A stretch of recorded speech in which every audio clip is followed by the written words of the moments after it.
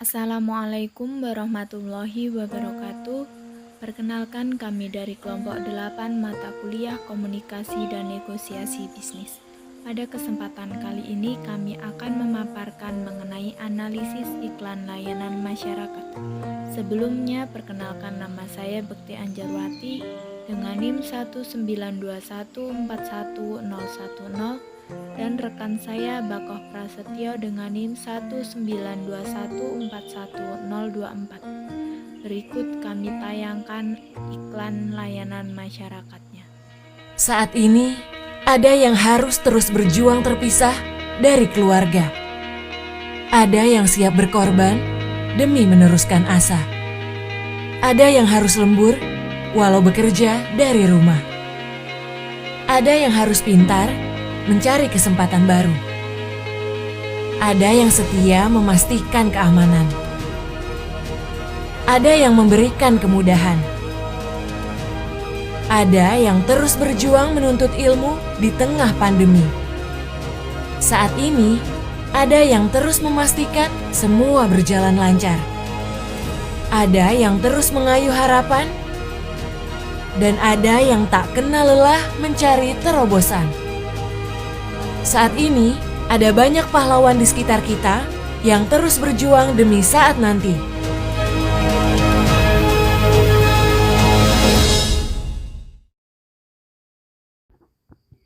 Selanjutnya, analisis mengenai iklan layanan masyarakat yang kami tampilkan sebelumnya. Yang pertama, iklan layanan masyarakat tersebut ditunjukkan untuk seluruh masyarakat Indonesia atau umum. Yang kedua, pesan yang disampaikan iklan tersebut untuk masyarakat Indonesia agar terus bergerak bersama dalam menghadapi pandemi COVID-19. Bergerak bersama dalam hal ini adalah masyarakat tetap melakukan kegiatan seperti biasanya, namun tetap mematuhi pembatasan-pembatasan dari pemerintah. Dengan bergerak, maka akan menemukan jalan keluar sehingga menghasilkan perubahan baik. Kesehatan pulih dan ekonomi bangkit seperti sedia kala. Untuk yang ketiga yaitu iklan layanan masyarakat tersebut komunikasinya satu arah. Karena komunikator dan komunikan tidak bisa melakukan kontak secara langsung. Namun kontaknya hanya bisa melihat melalui media elektronik saja. Kemudian yang keempat, iklan layanan masyarakat tersebut tidak hanya memiliki satu komunikator, melainkan komunikatornya banyak pihak yang berpengaruh sebelum iklan tersebut ditayangkan, karena harus melewati beberapa komunikator sebelum disampaikan ke khalayak umum, sehingga komunikasinya lebih kompleks. Seperti pada akhir video, ada beberapa lembaga yang terkait dengan video tersebut, seperti Kominfo dan penanggulangan COVID-19. Analisis yang kelima yaitu selain itu feedback masyarakat Indonesia setelah melihat iklan layanan masyarakat tersebut tidak dapat segera diketahui orang banyak. Dan yang keenam, pesan yang disampaikan oleh iklan layanan masyarakat ini juga telah sesuai dengan kode etik maupun batasan lain. Terbukti dengan adanya dukungan dari berbagai pihak yang dapat dilihat pada akhir video, seperti lembaga Kominfo dan Komite Penanggulangan. Dan untuk kesempatan kali ini, saya akan menyampaikan mengenai dampak iklan layanan masyarakat, yang mana ada 4 dampak. Yang pertama, dampak ekonomi. Yang kedua, dampak kesehatan. Yang ketiga, dampak pendidikan, dan yang keempat, dampak sosial. Dari dampak-dampak tersebut, saya akan menyampaikan dari segi dampak negatif dan dampak positifnya. Yang pertama yaitu dampak ekonomi. Dampak negatif ekonomi dengan adanya pandemi COVID-19 menyebabkan perlambatan ekonomi, sehingga meningkatkan pengangguran dan kemiskinan.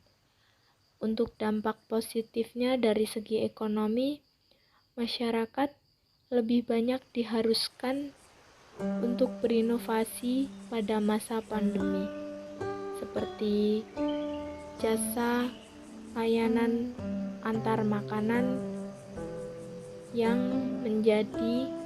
mendapatkan pekerjaan ketika masa pandemi karena pembeli merasa aman tanpa harus keluar rumah. Selain itu, memotivasi untuk kita agar menciptakan inovasi-inovasi baru dalam melakukan perdagangan. Yang kedua, dampak kesehatan. Dampak negatif dari segi kesehatan dengan adanya pandemi menyebabkan banyak kematian. Selain itu, pandemi COVID-19 mengalami penurunan hidup seperti aspek fisik, psikologis, maupun lingkungan.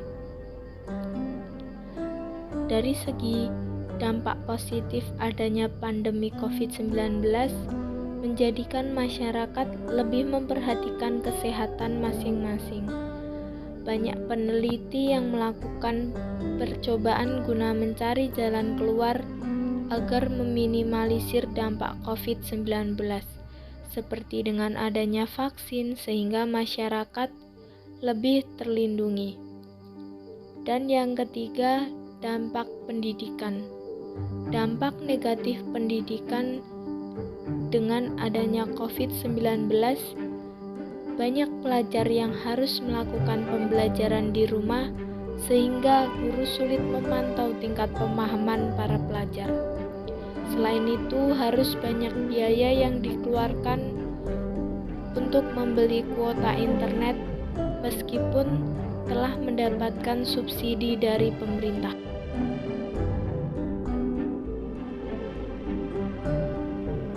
Selain dampak negatif, ada pula dampak positif dengan adanya pandemi berkaitan dengan pendidikan.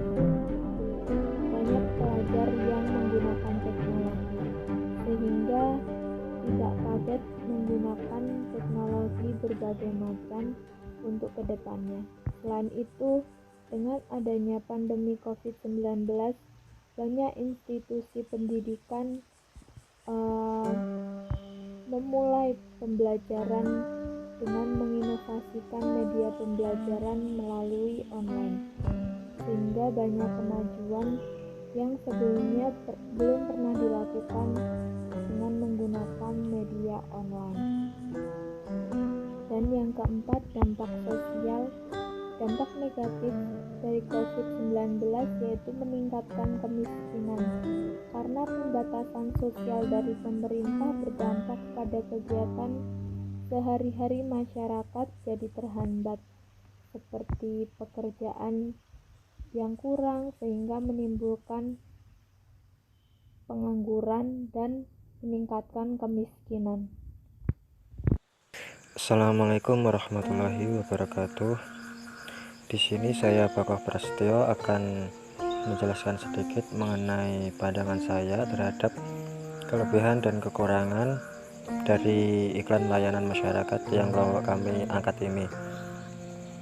Untuk yang pertama, mengenai kelebihan, yang pertama yaitu pesan yang ingin disampaikan dalam iklan tersebut dapat diterima dengan baik, yaitu mengenai kehidupan di masa pandemi ini, yaitu seperti belajar dari rumah, kerja dari rumah, dan lain-lain. Untuk kelebihan yang kedua yaitu audio dan gambar nampak jelas. Nah, kemudian untuk kekurangan dalam video iklan tersebut, menurut saya subtitle bahasa Indonesia tidak perlu ditampilkan, karena kita sebagai masyarakat Indonesia tentunya sudah paham dengan apa yang disampaikan dalam video iklan layanan masyarakat tersebut. Cukup sekian presentasi dari kami. Apabila ada salah kata, mohon maaf. Wassalamualaikum warahmatullahi wabarakatuh.